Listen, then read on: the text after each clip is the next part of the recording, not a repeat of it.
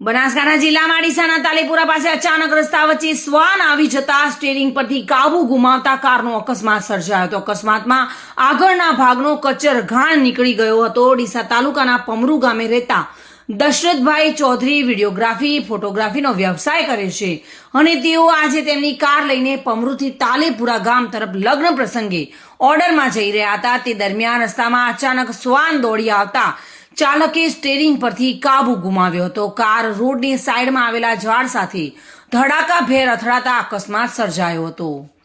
અકસ્માતને પગલે આજુબાજુમાંથી લોકો દોડી આવી રાહત કામગીરી શરૂ કરી હતી. સદનસીબે જાનહાનિ ટળી હતી, પરંતુ ઝાડ સાથે કાર ટકરાતા કારના આગળના ભાગનો કચર ઘાણ નીકળી ગયો હતો, જેથી કાર માલિકને મોટું નુકસાન વેઠવું પડ્યું હતું.